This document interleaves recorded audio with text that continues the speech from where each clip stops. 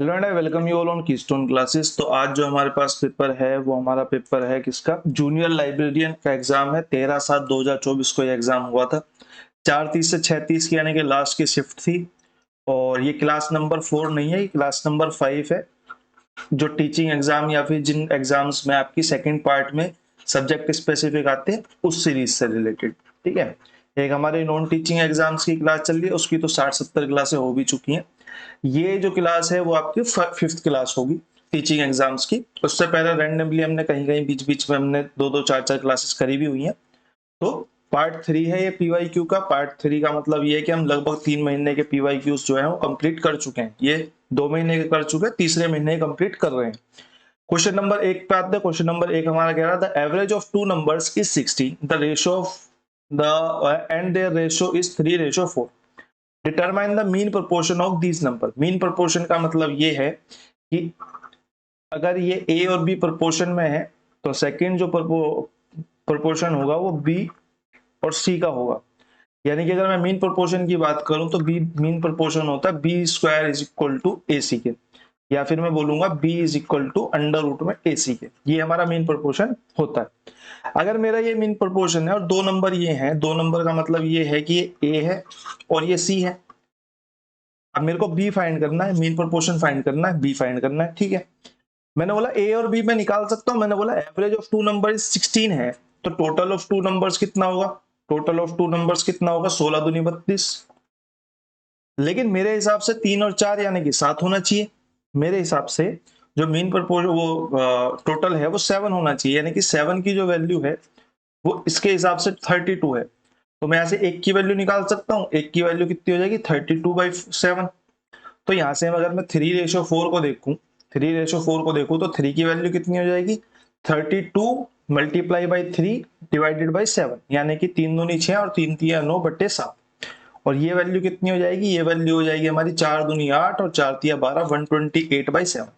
ठीक है, ये मेरे पास वैल्यूज निकल के आ गई जो एक्चुअल वैल्यूज है। रेशियो ये है। मेरे से मीन प्रोपोर्शन पूछा, बस मुझे कुछ नहीं करना। b इज इक्वल टू यानी कि mean proportion is equal to under root में किसके? 96/7 मल्टीप्लाई बाई 128/7। मैंने बोला 7 तो यहां से बाहर निकल जाएगा, 7 तो यहां से सीधा सीधा के बाहर निकल जाएगा। अब ऊपर वाले में चेक करना है मेरे को। मैं ऊपर वाले को देखूं तो मैं बोलूंगा ये 6 से कट रहा है, 6 6 36, 6 6 दूनी 12, 6 से नहीं कट रहा। 4 से कट रहा है, 4 से कट रहा है, 8 से कट रहा है, 8 से ये भी कट रहा है, 8 से ये भी कट रहा है। ठीक है, और देख लेते हैं। 16 16 16 16 16 छिका 96, ये कट रहा है। और ये भी कट रहा है, अट्ठे पे चला जाएगा।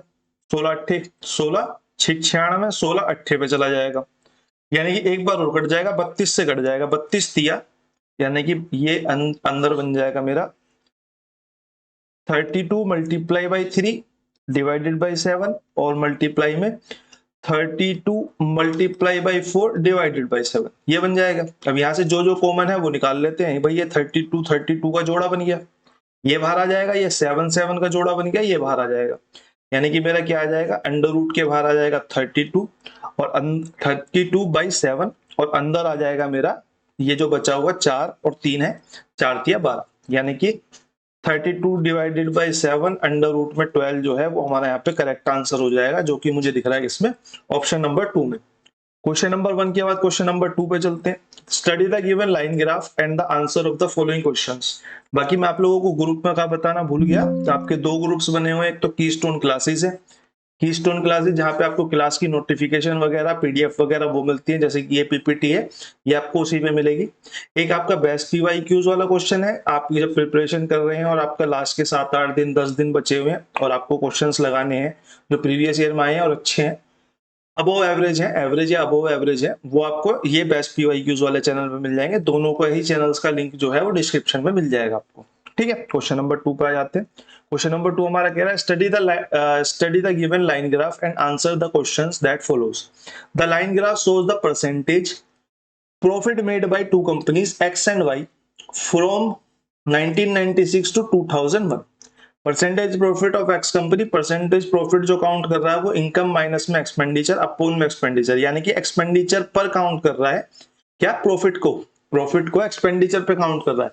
एक्चुअल में प्रॉफिट किस पे काउंट होना चाहिए था, सीपी पे काउंट होना चाहिए। इस केस में सीपी जो होगा एक्सपेंडिचर होगा। भाई जितना मैंने खर्च करा और जितनी मेरे को इनकम हुई, तो जो मैंने खर्च करा वही तो सीपी होगा।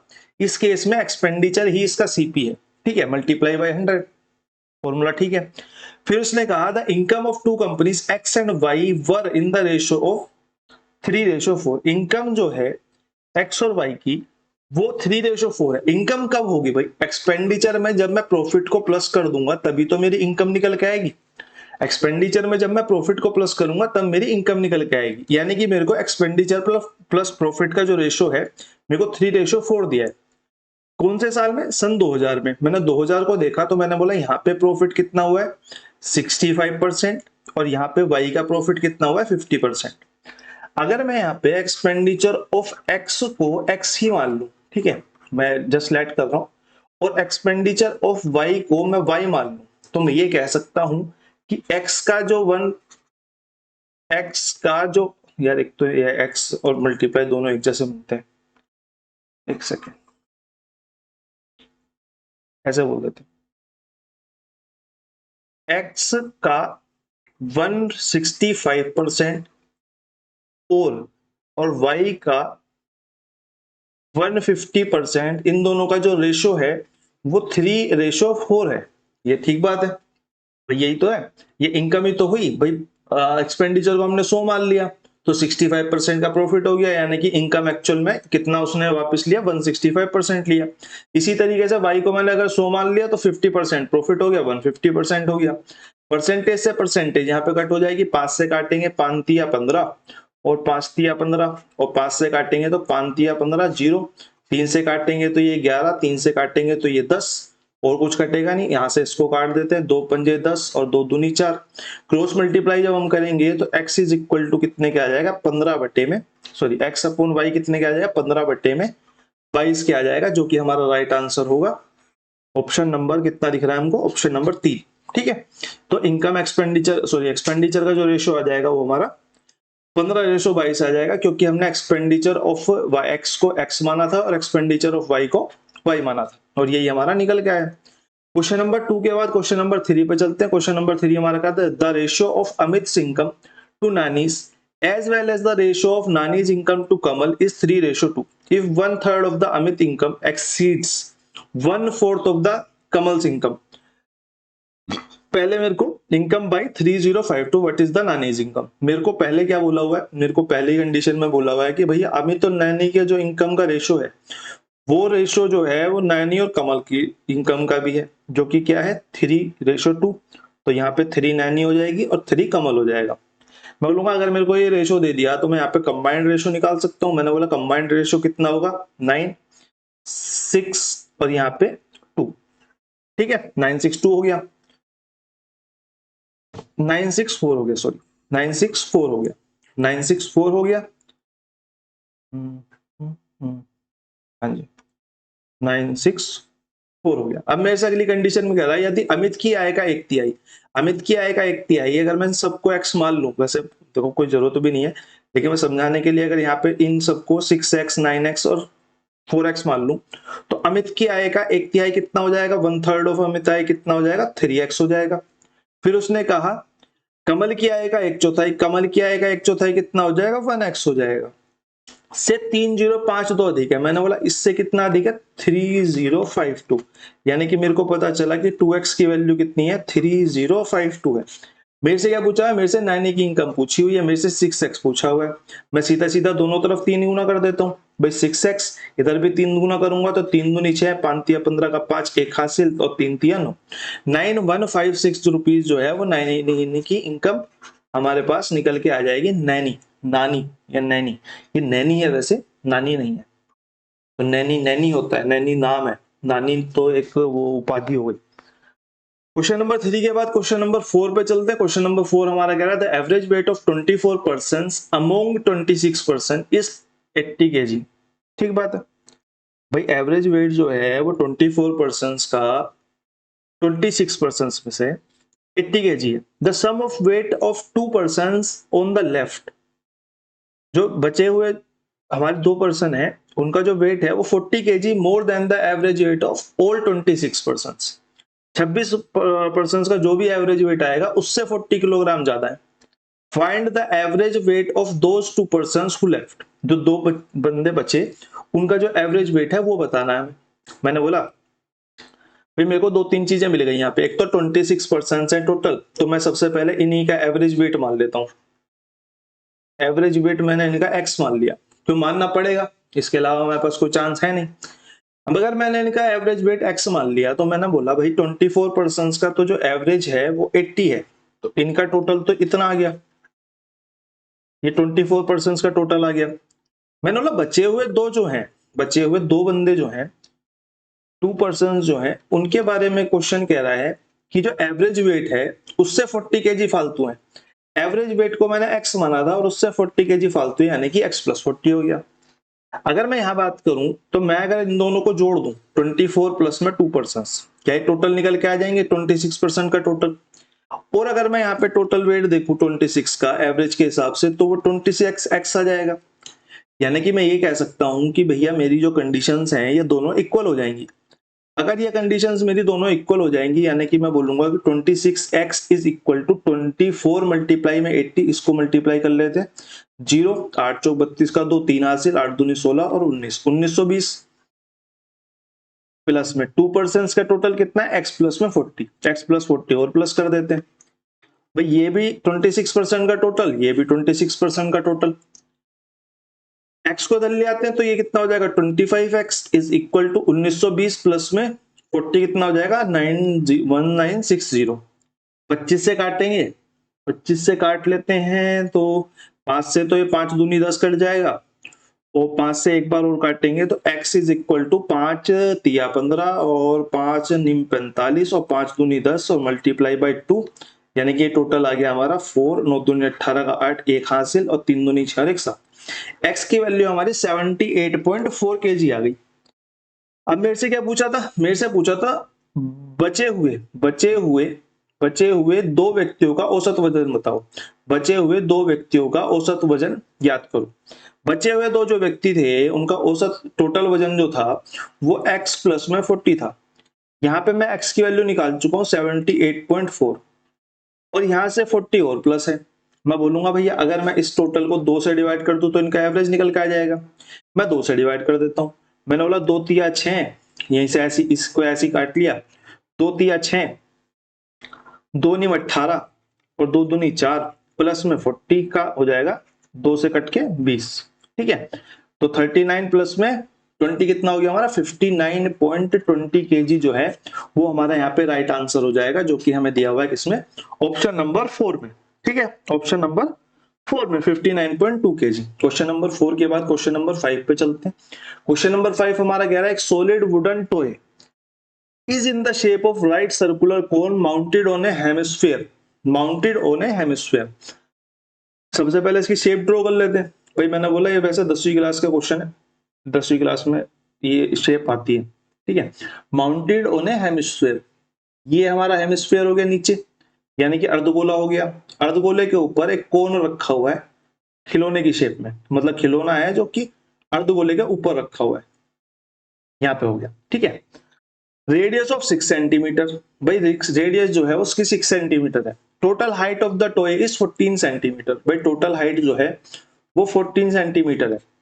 फिर इसने बोला what is the ratio of volume of the cone to the hemisphere. Volume of cone की जो रेशियो मेरे से पूछा है, वॉल्यूम ऑफ कोन और रेशियो वॉल्यूम ऑफ हेमिस्फीयर, ये मेरे से पूछा हुआ है। मैंने बोला वॉल्यूम ऑफ कोन क्या होता है, वॉल्यूम ऑफ कोन होता है 1/3 पाई r स्क्वायर h, और वॉल्यूम ऑफ हेमिस्फीयर क्या होता है, वॉल्यूम ऑफ हेमिस्फीयर होता है 2/3 पाई r की क्यूब। मैंने बोला इस केस में ये जो r है वो तो सेम बनेंगी, क्योंकि ये कोन की भी r होगी और ये हेमिस्फीयर की भी r होगी। लेकिन अगर मैं हाइट की बात करूं, मैंने बोला यहां तक जो है ये जो हेमिस्फीयर है ये 6 हाइट ले लेगा, तो बाकी बची हुई हाइट जो होगी वो किसकी होगी, वो कोन की होगी। अगर मैं 6 इसमें से घटा दूं तो 8 सेंटीमीटर जो है वो कोन की हाइट हो जाएगी, क्योंकि हमें यहाँ पे h की जरूरत पड़ेगी। h की जरूरत पड़ेगी, अब मैं उठा के वैल्यूज डाल देता हूँ। अब मैं उठा के जब वैल्यूज डालूंगा तो मैं बोलूंगा 3 से तो पहले यहीं से 3 काट लो, पाई से पाई काट लो। मैंने बोला क्योंकि आर सेम रहने वाली है तो इस 2 आर से ये 2 आर कट हो जाएंगी तो 1 आर बच जाएगी यहाँ पे। तो मैं बोलूंगा एच रेशो में 2 आर मेरे पास यहाँ पे आंसर आ जाएगा। मैंने बोला हाइट कितनी है, हाइट मेरी 8 है। मैंने बोला आर कितनी है, आर मेरी 6 है।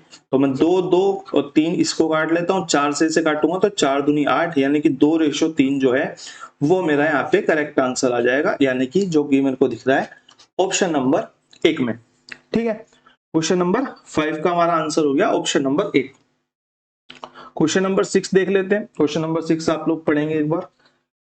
Find the compound interest on 10,000 rupees in 1.5 years at 4% per annum if the interest is compounded half yearly। भाई हाफ ईयरली देखते हैं, मेरे को पता चल जाना चाहिए कि 1 साल का जो ब्याज है वो 2 बार मिलेगा। 2 बार मिलेगा तो मेरे को अगर रेट जो है, रेट मेरे को पर एनम में दिया है तो मैं उसको 2 बार में डिवाइड कर दूंगा, 2 से डिवाइड कर दूंगा या 2 बार में डिवाइड कर दूंगा या आधी आधी कर दूंगा, जैसे भी आपको समझ में आता है वैसे आप बोल सकते हो। भाई 2% और 2%।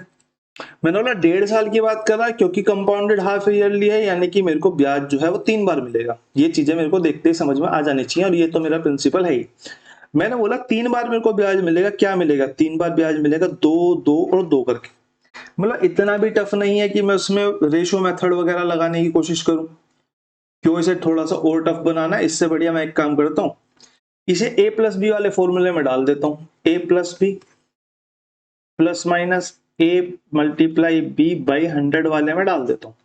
पहले मैं इन दोनों को इस फॉर्मूले में डालूंगा तो जो भी पुराना देख रहा होगा उसको समझ में आ गया होगा हम कैसे करते हैं कि 2 दूनी 4, क्योंकि इंटरेस्ट है तो जुड़ेगा, तो 4% तो ये हो गया।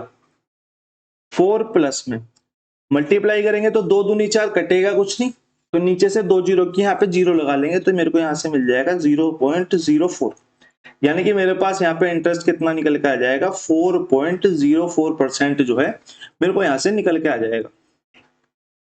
अब जब ये 4.4 हमको निकल के आ गया तो हम एक काम करेंगे, अब इन दोनों में लगा देंगे, अब इन दोनों में यही वाला फॉर्मूला लगा देंगे।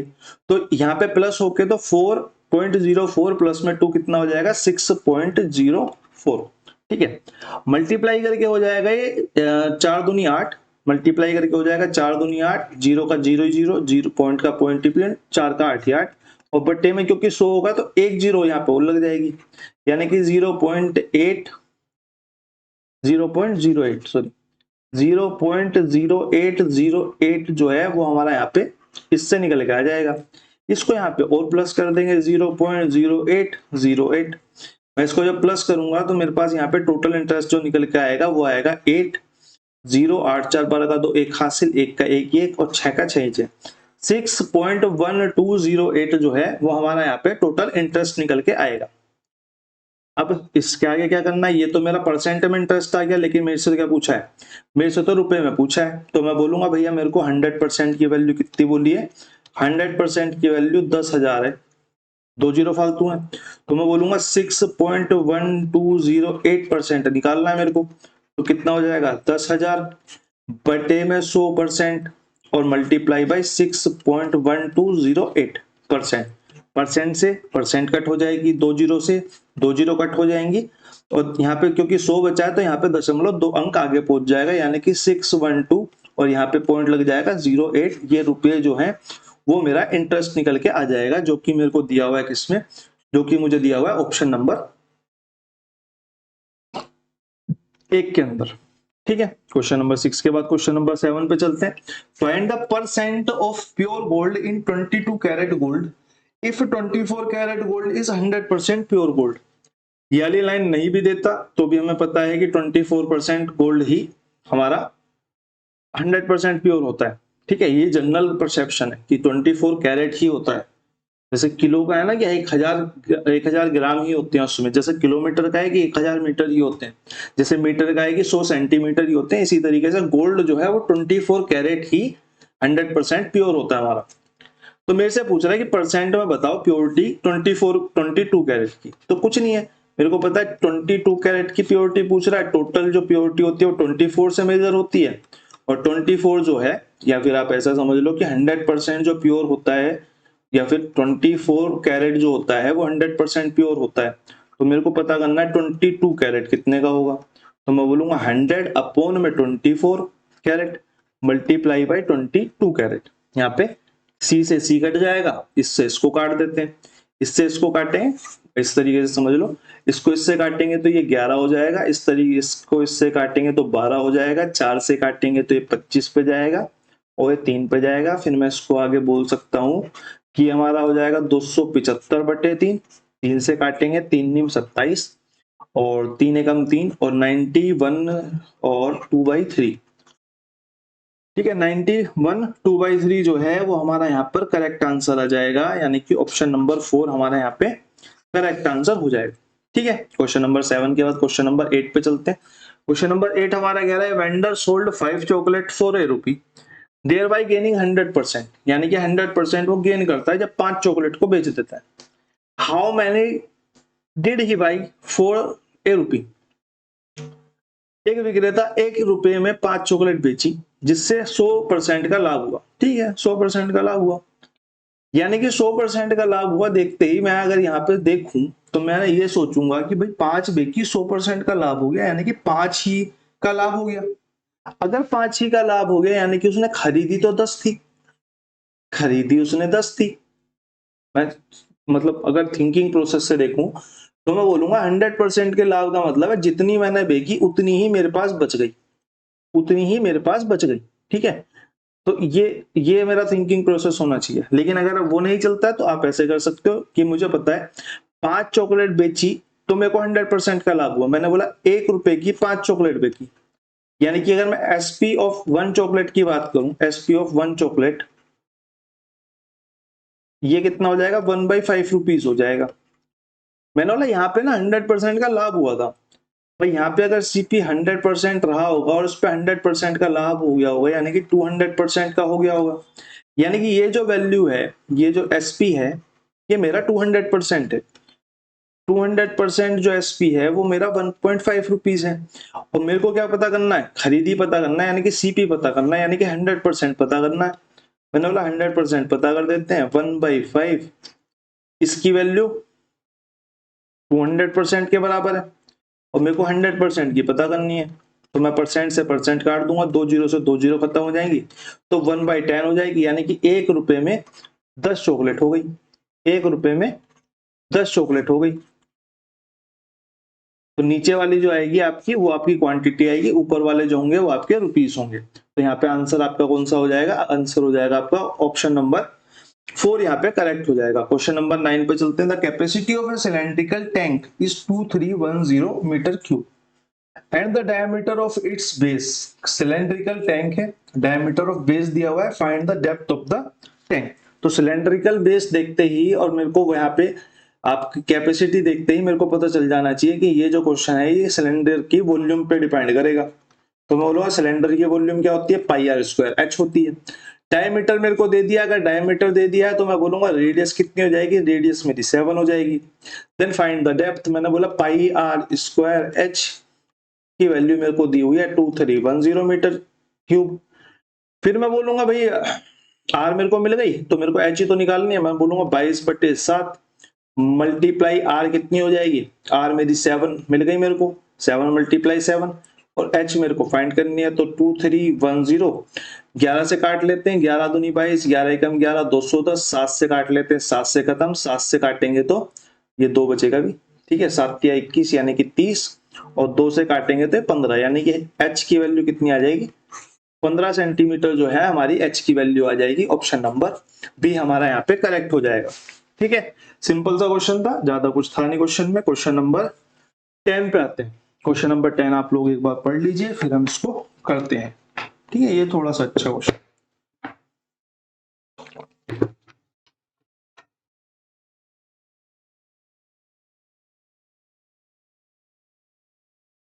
ABC are 3 taps with the diameter 3 cm, 6 cm, 5 cm respectively.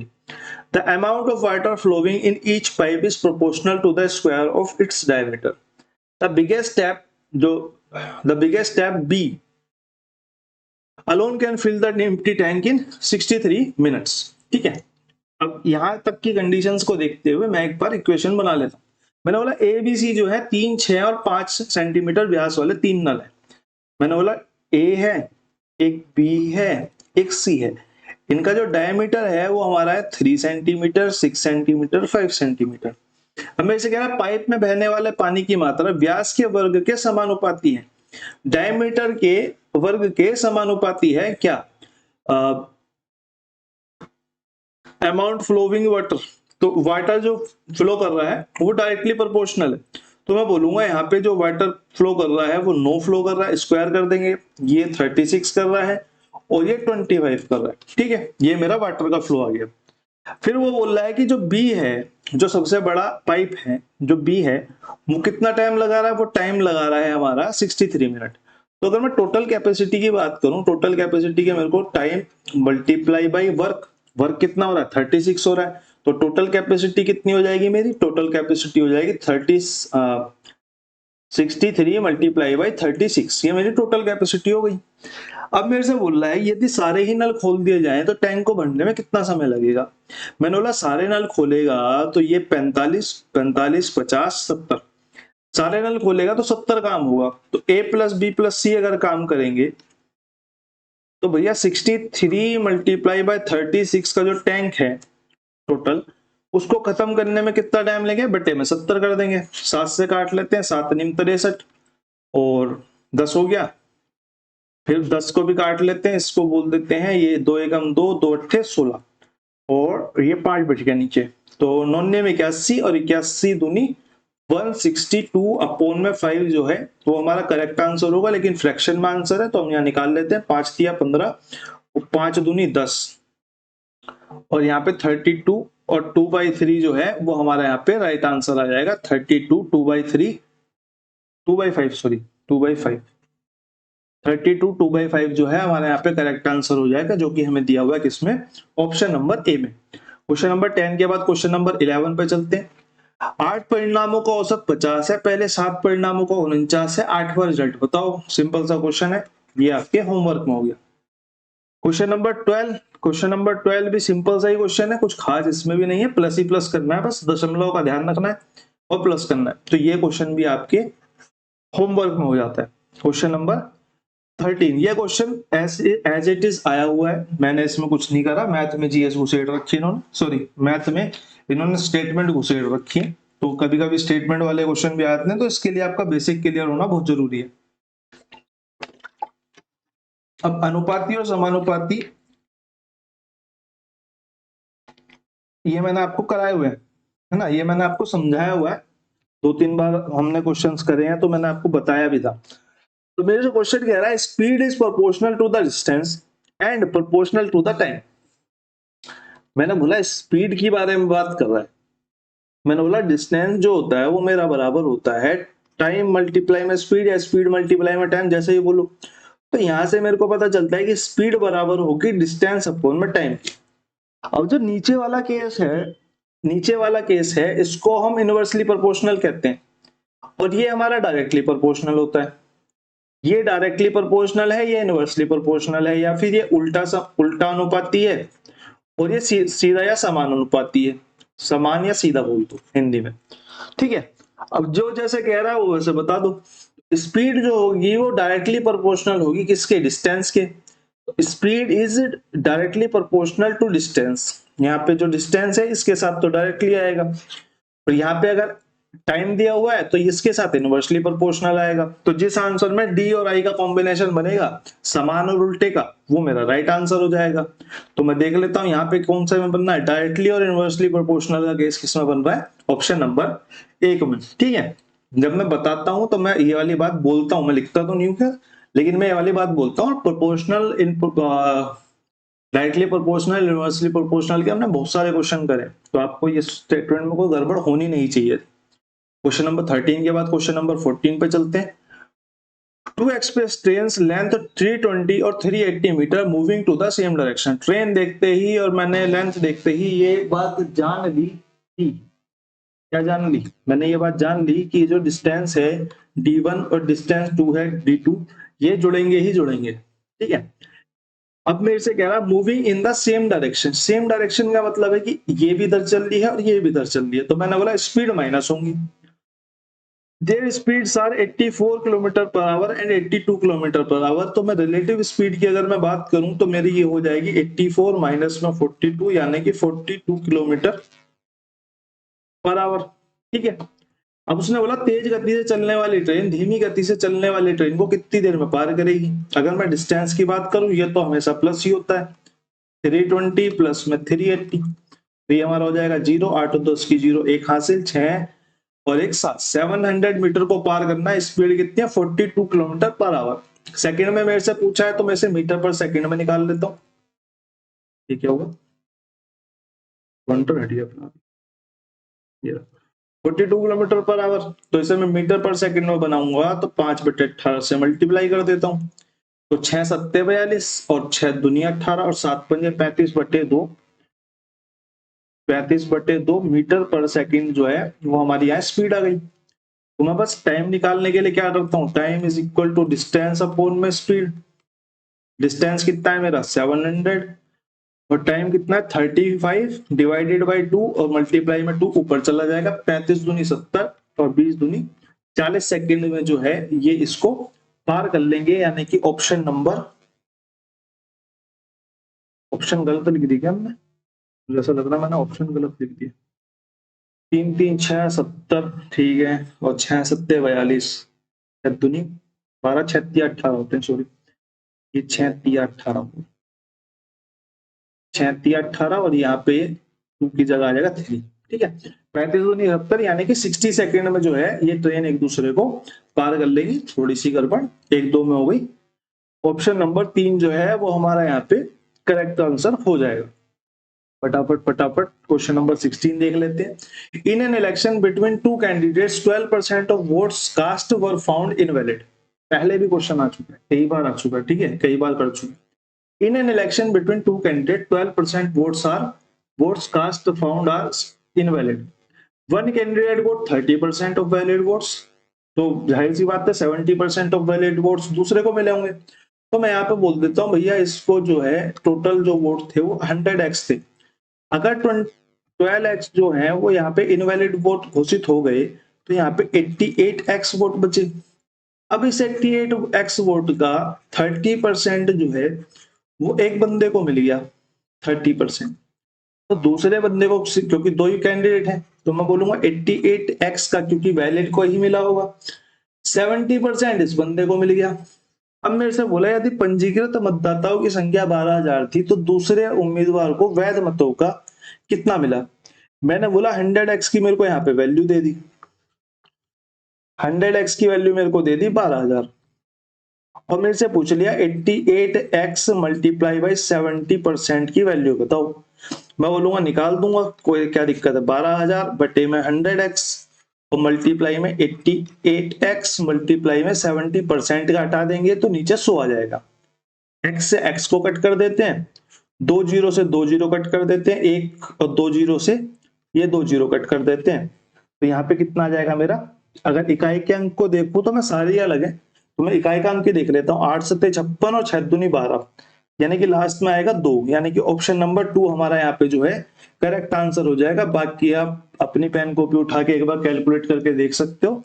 और अगर मैंने गलत कर दिया है 8 6 48, 8 सत्ते 56 और 6 दूनी 12, यहाँ तक एक करेक्ट आंसर है। और अगर मैंने गलत कर दिया तो मेरे को कमेंट सेक्शन में एक बार इन्फॉर्म कर देना, ठीक है।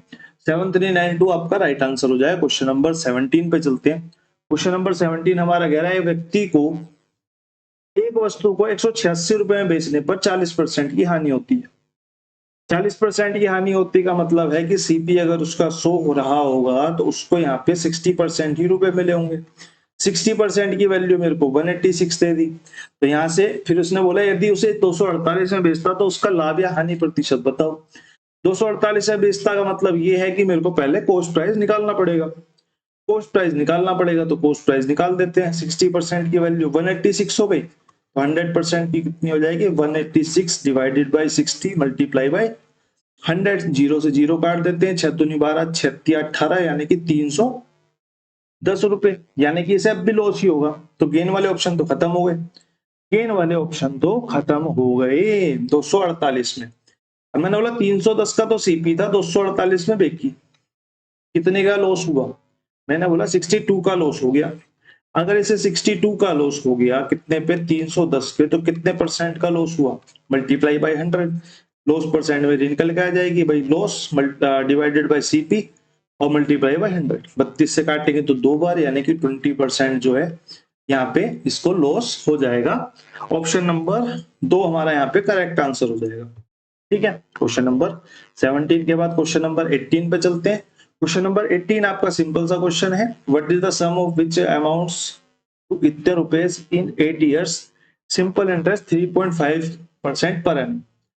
कितने रुपए हो जाते हैं, तो मेरे से प्रिंसिपल पूछा है। एक्चुअल में मेरे को ये अमाउंट दिया हुआ है और मेरे से यहाँ से प्रिंसिपल पूछा है, तो मेरे हिसाब से सिंपल ही क्वेश्चन है, ज्यादा टफ है नहीं।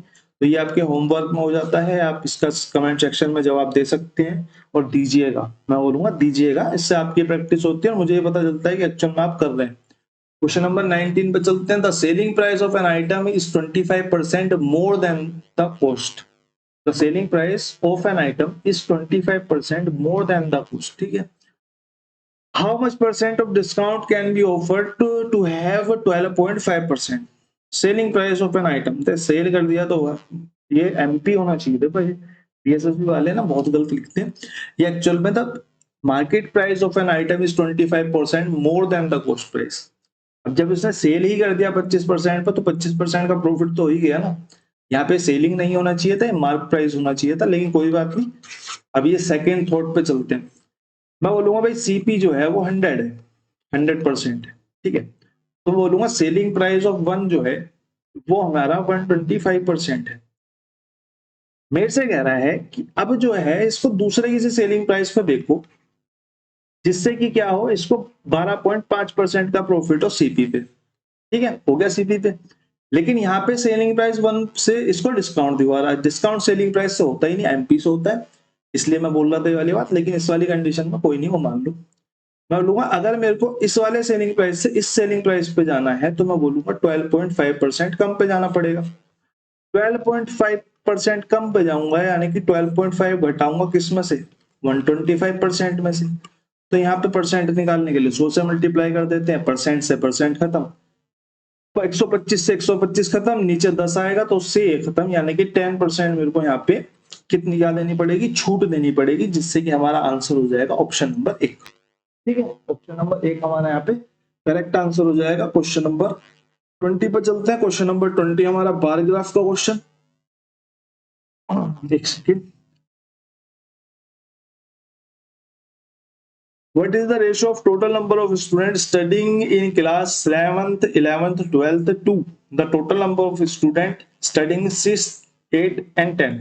कुछ नहीं करना, बस 7th के बच्चे कितने, 11 के बच्चे कितने, 12 के बच्चे कितने, इनका टोटल निकाल के 6 plus 8 plus 9 plus 10th class के जितने बच्चे हैं यहाँ से निकाल के उनको बस रेशियो में डिफाइन करना है। तो ये सिंपल सा क्वेश्चन, ये भी आपके होमवर्क में होता हुआ, आपका डीएसएसबी लाइव का पेपर आज खत्म होता हुआ, जो भी क्वेश्चन मैंने आपको होमवर्क में दिया, अगर उसमें से एक में भी किसी में डाउट आता है तो आप कमेंट सेक्शन में बता सकते हैं। और अगर 1-2 दिन में आएगा आपका डाउट तो मैं आपको वीडियो में क्लियर कर दूंगा, वरना फिर तो ग्रुप में डाल पाऊंगा। ठीक है, फिर मैं आपको ग्रुप में डाल दूंगा। आज के लिए इतना ही रखते हैं, बाकी आपसे कल मुलाकात होगी। बहुत बहुत धन्यवाद।